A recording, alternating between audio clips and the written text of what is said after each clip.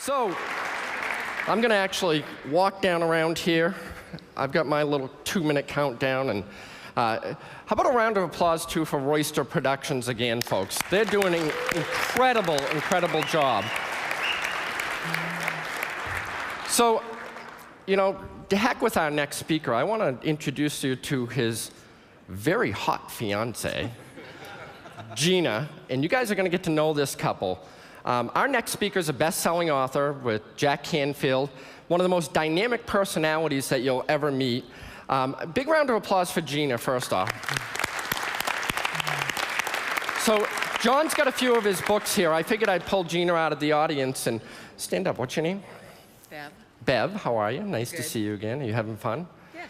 Are you learning a lot? I am. Are you excited to be here? I am. Real excited? I don't ever get... Would you like something free? I certainly would. How about if we give her one of John's books? How's that sound? Thank you. Who here is shy? Somebody point to a shy person for me. Point to a shy person. We got somebody shy? Too shy to tell you. Come right up here. What's your name? Linda. Linda, welcome. Linda, say hi to the crowd. Hi, crowd. Are you enjoying yourself? Yes. Yeah? Are you learning a lot? Yes, a lot. What have you learned so far that's most dynamic for you? What's so exciting? I'm excited about both the videos and the blogs. Awesome, awesome. Would you like a book? Sure. Gina? Thank you. Big round of applause. Let's walk back here and see who we've got. I'm freaking the production crew out because I'm setting us all off whack here. I see somebody sitting back here. Look at this. Well, hi there. And what is your name? Hello. What's your name? Lori. Lori, say hi to everybody. Hello, everybody. Everybody, big round of applause for Lori. So far for the event, what's been your favorite part? I love the energy, all just understanding that the things that I'm doing well, and those things that I know that I'm not doing that, okay, I really need to do them. So you've become a guru. Yes. And you know it's possible. Yes, absolutely. Well, that's why you're here, and we're going to be tracking your progress. Fabulous. So we're going to get a report card on you. Everybody, big round of applause. Another book for her. We'll give her a book. All right. So who else do we have here? Let's see. Right here, look at this darling young lady. How are you? What's your name? Myrna. Myrna? Yes. Are you having fun? I am. Are you learning? A lot. Okay. I'm just starting, and it's overwhelming. Nobody just starts. You're here. That's the biggest point, okay? You made it here. So so far, what have you learned, and what's the best part of the event so far for you? Not for me, for you. Oh, my. So much. I need to do videos. There you go. So you're going to start doing videos? Yes. Awesome. What else are you going to start doing? Blogging. You bet. And what's important is that you associate with everybody in this audience, because this is what it's about. It's about teamwork. It's about us lifting each other up and truly, you know, not quitting on the same day like we talked about. So you know what would make my day? What? Big round of applause, everybody. Give her a book. Ladies and gentlemen, you're going to get to meet Gina. We've got a little surprise in store for you, but right now I'm going to bring her fiancé up, who is one of the most dynamic characters, you notice I said characters, that you'll ever meet. Multi-million-dollar earner in this industry, one of the best techno geeks that I know, and one of my dear friends who, you know, we just pick on each other left and right.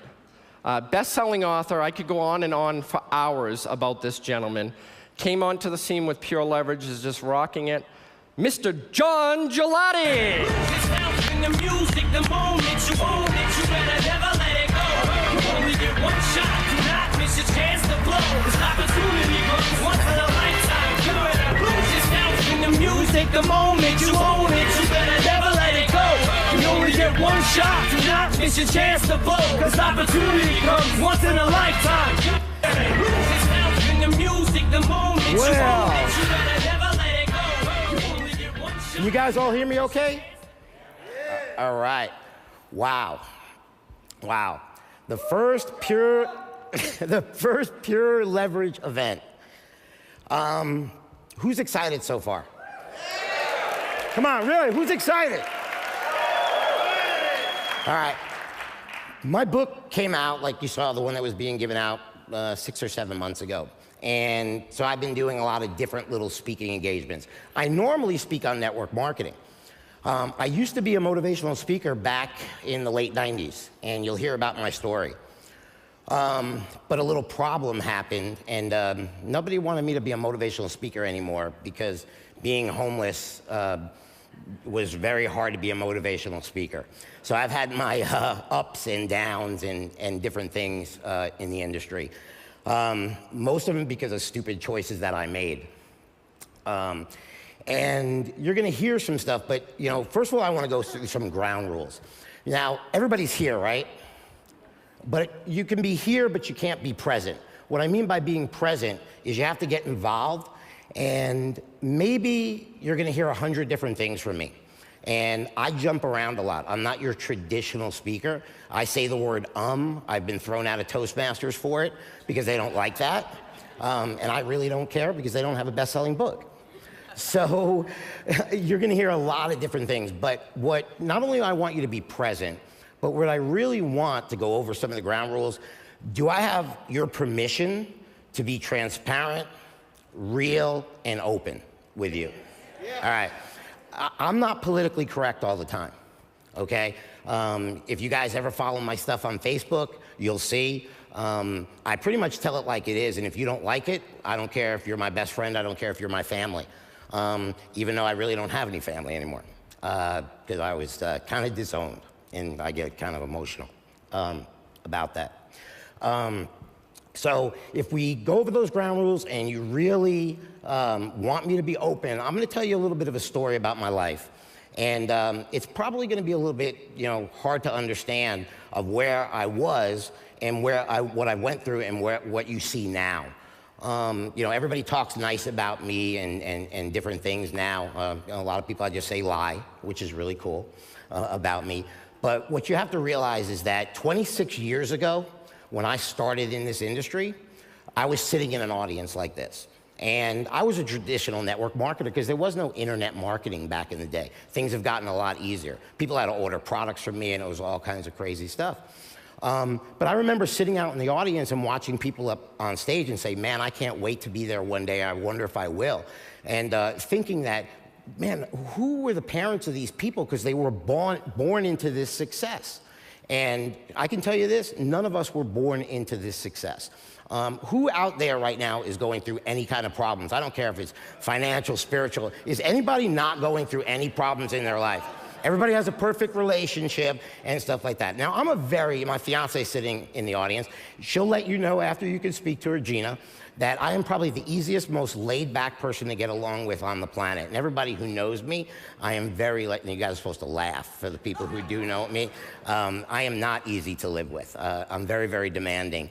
But what you'll find out from me is that, and I'm gonna go through, some of the stuff, like I said, I'm gonna jump around. What you're gonna find out is that I've been here and I've been lower than this stage.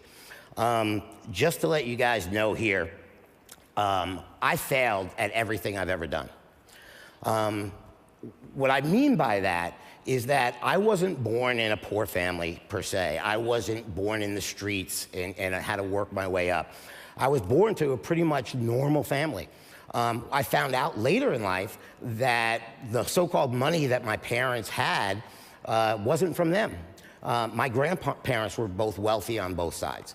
And they were actually supporting my family so that we could have the things, myself and my little brother, that we wanted in life.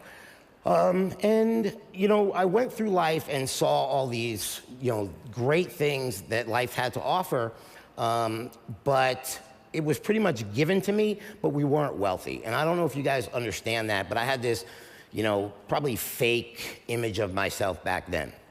So what I'm gonna start out my story is this. Since we're in Vegas, anybody here gamble? Anybody here play poker? Maybe not professionally or anything. Anybody gamble? All right. I play professional poker. And one of the things in professional poker, to win at professional poker, a lot of people shoot for what's called the nuts. The nuts means you have the perfect hand. It cannot be beat, okay? But what people don't realize is that the nuts come up probably 1/10 of the time that you're ever gonna win with the best cards. Most of the time, the players that you see in all these online tournaments or the World Series of Poker, they play the hand they're dealt, and they play the player. Okay, they might, you'll see people win hands in poker that have the worst cards because they play the hands they're dealt, and that's all that they can do. And the real professional pokers get to the top by learning how to play the player and play the hands that they're dealt. So, where am I gonna start here? What I mean by that I failed at everything, and you guys can't see my slides here, is that I'm gonna tell you some things that I've done. I've lived in shame, okay? Probably more in the last decade than I did in my whole life. I've been homeless, living in a shelter, as little as 7 years ago. You'll hear about that story a little bit. I was a terrible, terrible spouse to my first wife, my ex-wife, and a terrible father. I was basically a vampire, and you'll hear about that story too. I had a separate life. Everybody saw one life, and I was leading another one at night.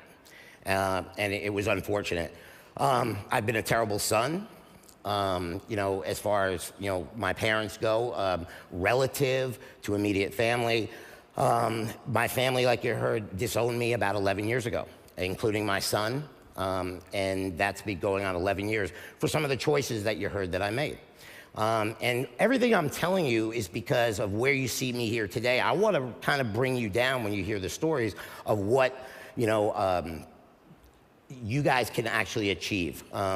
Now, I was super obese. You're going to hear my story. Everybody that knows me, if you're looking at a copy of that book, I used to weigh 652 pounds. The reason I know that, the date of surgery, my gastric bypass, February 16th, 1993, that date, they weighed me, and it was a special scale, and I was 652 pounds.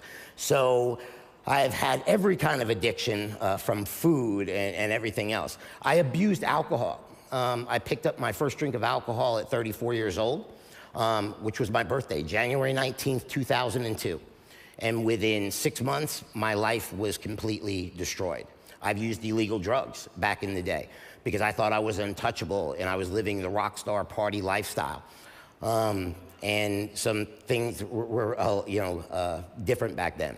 I've been a terrible business partner to some of my old business partners that have came back around today that actually thought they did me wrong, and they rekindled because they found my book online and they came through and I thought I did them wrong, in that, and you'll hear about that story a little bit.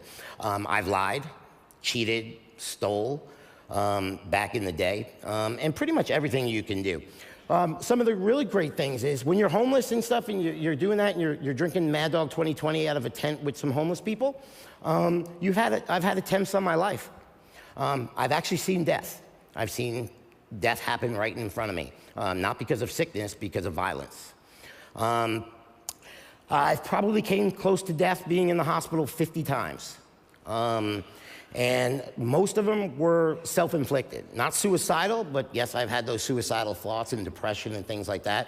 But a lot of them were putting myself in bad situations that, somebody in their 30s should not be put into. And you'll hear about that a little bit. I've been broken laws. I've been arrested as an adult and spent 14 months of my life in jail about 7, 8 years ago. And come to find out that all the charges were dropped for what they thought I was doing. They didn't know that my income came from network marketing. They thought I was a drug dealer. Go figure. And that's actually a true story. So you're gonna hear about that. But what you guys have to realize is that all the mess I just told you, okay, my mess is now my message. And, people can prejudge me. I have people take shots at me on Facebook because everybody's on Facebook and stuff. Some people don't like. The other day, I was on Facebook, and I made some posts. And one of the guys who was in my life about 30 years ago, when I was young, and he was a couple of years older than me, he actually started in on one of my Facebook posts, and I said, this is probably not too smart because my friends are going to attack you, not me. But he said, man, if you really knew the Jon Gillardi that I knew 25 or 30 years ago, and I said to him right on the Facebook wall, I said, man, I haven't seen you in 25 or 30 years. You know how much worse crap I did after that? I said, you got to go meet some of my friends that I've really done bad stuff to so they can bring you up to speed. And I kind of laugh at that kind of stuff, now. And, it used to bother me telling this story because I always had to have a front that people, I had to be that perfect porcelain doll or, I had to be this certain image and stuff like that. And what I realized is that I can't go back and start over. My life is what it was, okay? But I can start today or wherever you're starting from and make a new ending, okay? That ending that I was creating back in the day, I can create from this moment on, this moment on, you can create it. Now, what I want you to realize is that when the story I'm about to hear, everything is going to be compacted. I'm not going to go from birth and tell you how I remember being in my mom's womb and stuff like that. I'm going to go through the real fun details. But what I have to do, and I owe a lot, at the ending of the story, when I jump around, you're going to hear that I was trying to recreate my life. I had a lot of success at a young age. I left home at 17 years old. I got married at a young age. I was a stockbroker with the Prudential. I was the youngest person ever promoted. I was, a diamond in a company at a young age. All this great success from leaving home. Had a weight problem as well. And when I lost everything in 2002, and my life went from being up here, what I thought, and living this vampire lifestyle, to as far down as an individual should ever have to go. When that happened, what I did for 8 years, drinking a gallon of tequila a day, 1.5 liters every day with the shakes, praying to God that I could stop drinking, okay, for one day and know what it's like. All I was trying to do is recreate that life of everything that I did. I wanted to have my son back, my ex-wife back. I wanted to have, my friends back who I was embarrassed about. And what happened is while I was doing that for 8 years and it was like this, it was actually putting me further back. You're not gonna get back. If you've lost things in your life and you're trying to get them back and create that life again that you once had, I'm here to tell you, don't do it, it's not coming back. And it can be 1,000 times better. When about 5 years ago, and I'm gonna fast forward towards the end of the story, which it'll get up to, is I got a Facebook message. I had moved to Montana to a vacation home up there because I was living in Dallas, Texas, and I went up there because I figured that, I know what it is. I'm living in Dallas. This is the party city, everything else out there. If I move up to Montana where they hunt and fish a lot, I said, they probably don't have much alcohol up there. Come to find out, they had alcohol and casinos and hunting. And so most people went and gambled all night, then they got drunk and they went hunting, and it's not a very good mix. So I actually went up there and lived 18 months, and my personality is not Montana. And it actually put me in a very weird situation. And in one summer while I was up there, in the height of my drinking, and I get a Facebook message. And this is the ending of the story, and so you'll see where it's going. And it says, I don't know if you remember me, but our parents and moms used to be best friends. I used to babysit for your little brother, and then something else was in there. And I was drunk, because I was drunk 24 hours a day, and I replied back, of course first I looked at her picture to make sure I wanted to answer, and then I replied back, and I said, of course I remember you. And I said, how have you been? And she found me through some Facebook friends, mutual friends. And she said, well, I'm doing great, but my mother would really like to reconnect with your mother. Now, what Gina didn't know is that I don't speak to my parents anymore. And they had disowned me for everything I did, but I was gonna reach out and try to do that. So anyway, make a long story short, she put a phone number down, which I thought was her phone number, and to reconnect, our parents, our moms. So the next night I got real drunk, and about 6 o'clock at night I decided to call that phone number thinking it was Gina's. It wasn't, it was her mother's. And I proceeded to stay on that phone for 6 hours talking about our past lives and what I've done, and she knew I was drunk, but kind of kept that tone down. And I said, well, have Gina call me someday. And I was still trying to recreate my life. I was getting in bad relationships. I was drinking more and more every day. I kept a bottle of tequila next to the bed because when I woke up, this is how it would be. I have to slide a bottle off of my chest and go like this and dry heave to keep it down the first shot and lay in bed for 15 minutes. When that went down, had another one go. So I was I was hospitalized every other week, and they're telling me that if you don't stop this, you're gonna die. So while I'm doing this, I'm putting on this big act for her mother, and I said, tell Gina to call me someday. She said, well, she's going through a divorce after 12 years, but she will. Make a long story short, she called me about 3 weeks later, 2 days before her official divorce date in court. And we started talking. And she knew I was a drunk. I wasn't hiding it very well. But we started talking on the phone, becoming friends. We were spending 5, 6, 7 hours a day on the phone. And it was an old friend, because we've known each other since we were 5 and 7, but I hadn't seen her in 30 years. And she kind of didn't judge me on the phone. She didn't see me in person. And some things started to happen. She invited me out for her birthday to Georgia. I flew there. She witnessed what it was like dealing with me as a drunk. And she saw me basically that last year of my life as a knockdown, drag-out drunk. She rushed me to the hospital on many occasions where the doctor said I had wet brain and I was gonna be put in a nursing home that I was permanently brain damaged, and I popped out of it. 4.6 blood alcohol level, which they've never seen anybody live over a 3.5. And our relationship got tighter. She helped me get off alcohol and everything I was doing. She also helped me realize that I wasn't getting my life like I wanted back, and that I didn't need my life back. I needed to move on.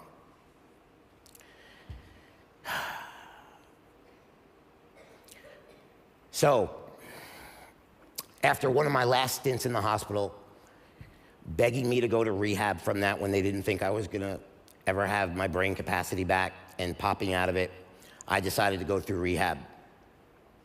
And going through that rehab, when I got out and she picked me up from the rehab, driving back and then begging me to go to Alcoholics Anonymous, I was scared. She hid all the alcohol in the house. And I went home, and I was scared, and I had her by my side, and several days, it got not easier. I was still thinking about it all the time in my life, and something came over me, and my life started to change. I started saying, you know what, my past is what it is what it is, I have to deal with it, let's move on. I never went to another AA meeting. I know some people have conquered alcohol doing that. 1 week turned into several weeks turned into several months turned into a year turned into multiple years, and today I don't drink at all. Thank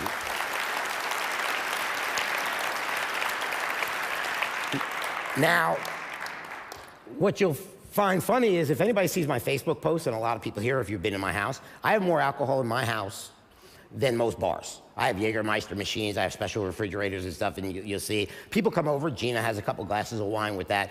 It's just not in my life anymore, and a lot of things. That ending of that story, once I started to accomplish the alcohol, because that can be anything. Take the word alcohol with whatever you're dealing with, and put whatever you're dealing with in there. When I use it for the alcohol, everything from that little piece that I accomplished one day at a time, stopping drinking alcohol, what was able to accomplish from that is I started recreating my life. Everything, losing a $2 million a year income in another network marketing company because I was looking at another network marketing company, and all of a sudden, coming home on a plane, they took my income. Those types of things that I was going through, all these ridiculous things that I was going through in life, what happened from that day forward that I said it is what it is, the alcohol stopped, the partying stopped, the relationships got better, the finances got better, businesses got better, real friends got better, everything's gotten better. Now, my son just turned 19 on August 31st. I track him everywhere he goes. He doesn't know this.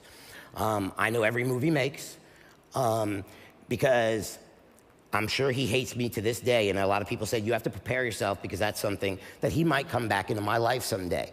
And he remembers me as a drunk at 3 weeks before his 8th birthday in 2002. And looking back on everything that I've tried to create and do, I don't know what the ultimate goal is, but what I can tell you is whatever that you're going through and the trials and the tribulations and everything else, it's going to make sense someday. It's going to make sense. Now, since we're doing a kind of a motivational story, and I just dropped the coffee on the stage, we'll fix that, is if you're sitting in the audience going through, and take out all your regular problems that you're having, but I want you to put your pure leverage problems or your network marketing, because maybe you're using pure leverage to build your network marketing business or another business, or you're just getting into blogging. If that's your problem, and let's just do it, someday at the end of the road, that light switch is going to go on and you're going to figure out everything is just going to pop and make sense. I used to pray to God for my life to make sense. When I stopped doing that and just said, it is what it is, and let things just flow in, my life started to make sense. If you try to push it and make it make sense, it's not gonna happen for you. So, now I can go to the beginning of the story. My real last name is not Gillardi, okay? Legally it is and stuff. I'm not saying that I'm this other person, okay? My mom was married before, and I was actually raised, my mom was Jewish and my biological father was Jewish. And my mom divorced my dad because of some of his problems when I was 1 or 2 years old. I don't even know the exact time. My mom was introduced to another gentleman in our building through a little dog that was running around, and she ended up marrying him many, many years ago, and he ended up adopting me. And what I remember is the reason I agreed to that adoption, because I had to legally or something agree to it in front of the judge. I remember being in court that day, is because the earliest memory of life that you have in your life is, say, when your life actually starts. And the earliest memory of my life was my biological dad visiting him one weekend, so I was probably 1 or 2 years old. He had a cat, and he had his new wife. And all I remember is, if everybody remembers those big whiskey glasses, they called them terrariums and stuff for the older people in here, and they put like cactuses in there. I remember he had them. And I was playing with the cat, and I rolled a ball. The cat ran in, slammed the terrarium, and this is all I remember. My dad picking me up, holding to the ceiling, and letting me fall to the ground. That's my first memory of life. And so I was about 1 or 2. And I remember the judge asking me a couple of years later when I was adopted, why do I want this adoption to go through? Why do I want this new person to be my dad? And that was the story I told. So it anchored in there. So, pretty normal family, I told you, so we could skip over that part. My weight. My first addiction, because I'm addicted to everything. I don't care what it is, if they come out. I haven't done, everybody says, I did the weight, I did the alcohol, played around with some, party drugs here and there back in the day. I haven't done crack or heroin yet, so I was figuring, might as well get into that, see if I can accomplish that one too, because of my addictive personality. Don't know if that's a smart thing to do, but my weight. It's funny now because people who see my before and after pictures on Facebook and stuff that I went to junior high school and stuff with, they say to me, we don't remember you having a weight problem. And I remember that being in the back of my head, another memory. And what I always was in high school was the kid who was the chunky kid. I had a shop at Sears, and my parents bought me those husky pants. And I was like 10 or 20 pounds overweight. And I always thought I was the fat kid. I always was the chunky kid and always worried about weight. But my mother always had me on diets. Okay, I don't know if you know this, but I'm 45 years old. 35 years ago, there were liquid diets. I was on Medifast, Optifast, the cookie diet, everything else since I was 9 or 10 years old. Weight Watchers 50 times, Nutrisystem back in the day, everything else for 20 or 30 pounds. Why?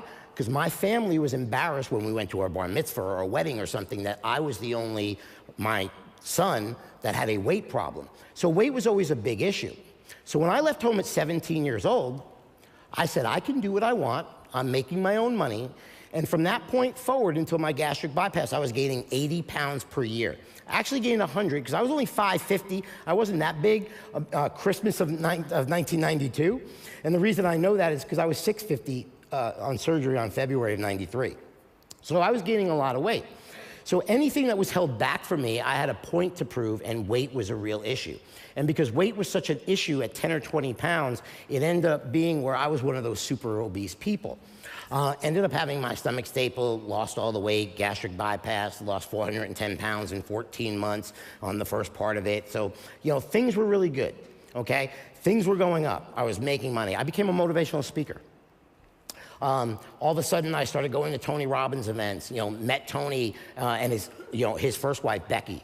Back in the day, we were doing a fire walk. Network marketing was going fantastic for me. I retired from the Prudential on a retirement disability that they let me do, and life was good. After all that happened and getting all these promotions, I decided, meeting at a Tony Robbins event in New Jersey in 1998 of February, I met an individual who had a company who was the #1 money earner in a company in Texas for a network marketing company. And that's when things changed. I ended up flying to Texas, falling in love with it, speaking at one of their events, and coming home and telling my wife that we're moving my wife and son to Texas. And we did that over 2 years. And I was gone for 3 or 4 months there. I was gone speaking at events, and I was gone starting some of the drug addiction in party drugs in Dallas, Texas. Went to Dallas, Texas, moved my wife and son, still wasn't into the alcohol, bought this big mansion. There's a place to live in Dallas. Everybody calls it, it's Willow Bend in Dallas. And I said, okay, I'm gonna go in and do the biggest and the best and everything else. And did that. Put my son in the best schools. Deion Sanders was my next door neighbor. My son went to school with his son. And I was the football coach. I was not basketball, I'm a little short. I was the baseball coach for T-ball. My son got into sports. I was on the PTA. And I, at night, would, at that point, become a vampire. After my son went to bed, I would go out, and I'd be in the clubs till 6 o'clock in the morning in Dallas. And I would come home messed up. And then my son would crawl into bed around 7 o'clock before school and wouldn't know anything. And that cycle went over and over and over and over. All of a sudden, my friends started to disown me. Everybody started to walk away from me. And all of a sudden, this life that I was pursuing got a little crazy. When we moved my son and my ex-wife down to Dallas, we thought he was in great schools in New York. We moved down May of 2000, when I finally moved them down. We put him into school, and they tested him. And they came back and they said, your son is at like a negative reading level. I mean, his reading level compared to the kids at this school was well behind. And this is what really put me over the edge and sent me into a spiral, but also where I am partly today because of what could happen in the future. They called it and they asked us, they said, listen, we have some kids that are from overseas and some Asian countries and non-English speaking that are in this class. We're gonna put those kids and your son into a special reading class. Do you mind? And it's a 9-month class during school. And I said, sure, that'd be great. I was a little embarrassed by it, but that's fine. So the school year started, he went to school, everything else. They gave us up-to-date reports, said he was doing great. Right in the highlight of my drinking, trying to be sober, we were invited to go to see an interview with all the kids that were graduating that program. And I guess I was so good at lying and pulling over the wool over my son's eyes, who was living around it. I went to that meeting with my ex-wife, and we sat behind that one-way glass because they didn't want these young kids to be able to see their parents on the other side. And all I could think about was the next drink that I had in the car waiting for me. And I sat back there, but I was paying attention, but I was really fidgety. And I remember looking through the glass, and they started interviewing. My son came up and they said, go through the reading level and stuff, and they found out he was on a college reading level in 9 months. And I was like, wow, now he can be my son. Now I can be proud and everything else. And then they went on, for some reason they asked him, so Jonathan, because his name is mine, what do you want to do with your life?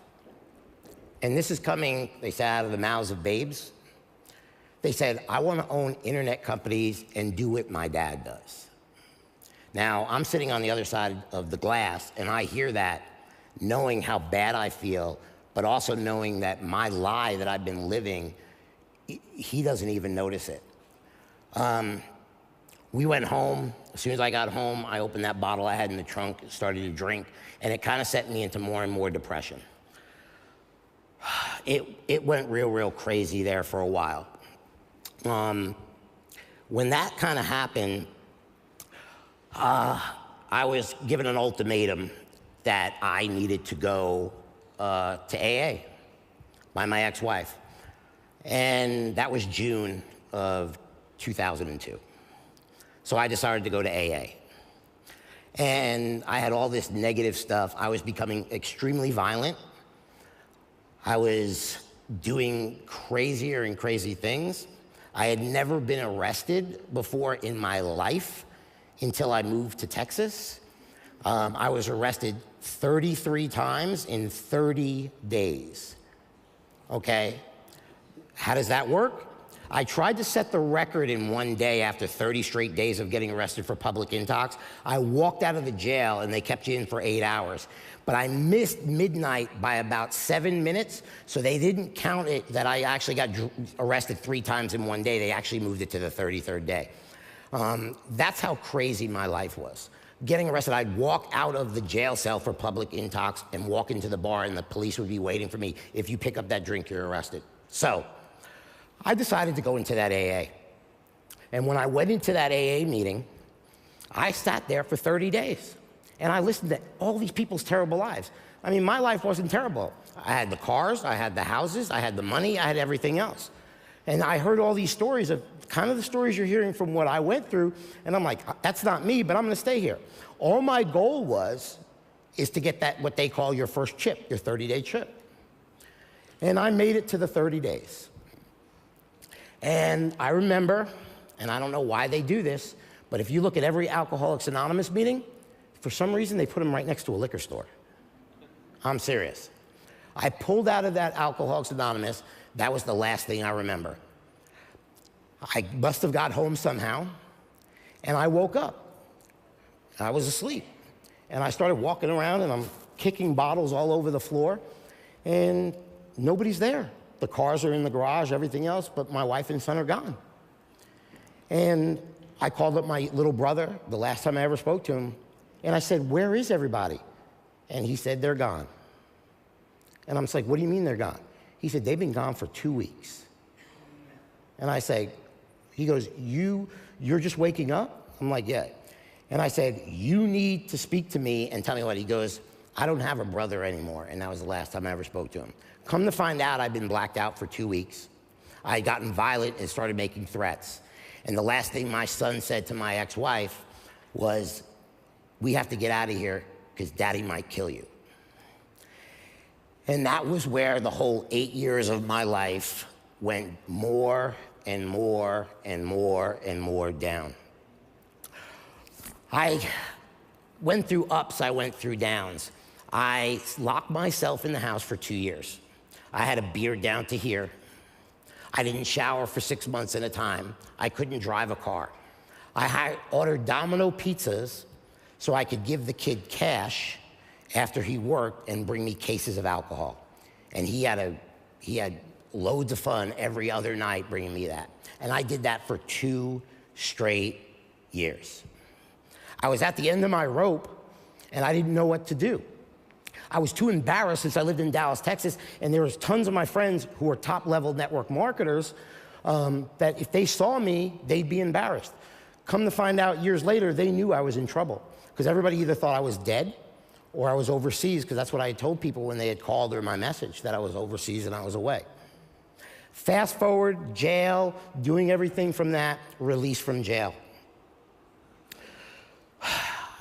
Come home, released from jail, and I see my timer is counting down here. And when I get released from jail, after 14 months, I had no way to get home. I had no way to get home, and I walked about 12 hours to my home, broke into my home, and I got a call within a few minutes of breaking in my home, because they were watching it, saying the charges was dropped, but all your stuff is still seized. They said, either you leave that house or we're putting a warrant out for your arrest. And I couldn't understand that. I walked back down to downtown Dallas, walked around for 2 days, and ended up finding some homeless people and asking them, how do you be homeless? And they said, come with us, and proceeded to get drunk with them. After doing that, going to get a job at Joe's Crab Shack in the west end of Dallas, never working for somebody since Prudential, as I used to be a top motivational speaker and a top network marketer and everything else, just embarrassed that somebody was gonna walk in and see me being a waiter in that place in Dallas because I couldn't get out of there. Everything was seized, my life was in turmoil. I decided to fake a suicide attempt so that they would put me in a rehab because I didn't know what to do. Because I tried calling my parents for help, and they said, get yourself some help. I said, I need help from you. They said, no, you don't, and they hung up on me.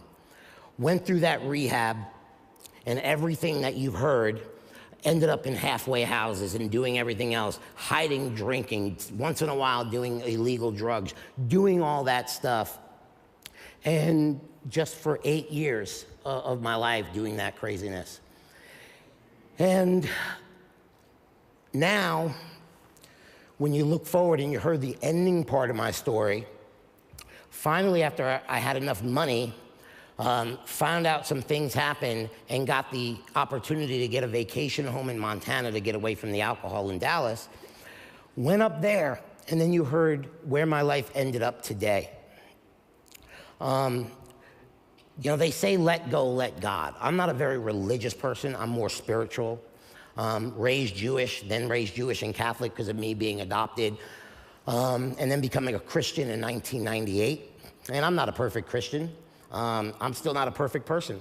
My fiance will tell you, because she goes to a lot of these events, when you meet me, okay, or you hear Mark talk nice about me, or you hear all this stuff, she comes back, she says, man, if they see you walking around, going to the mailbox in your underwear or something like that and stuff like that, because I'm a real person.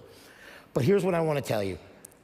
No matter where you are, if you're going through challenges in life, if you're going through your challenges in your business, if you're going challenges in your relationships, okay, if you had it good once before, okay, that's great. Cherish those memories. Don't try to recreate what you had before. Let go, go with the flow, and recreate your life and make a new future.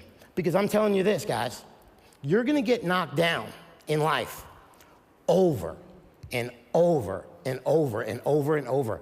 And I still get knocked down all the time. The difference in me getting knocked down now and knocked down before is now I get up and I look life in the face and I say, you know what? You hit like a little bitch. Thank you, everybody. Thank you.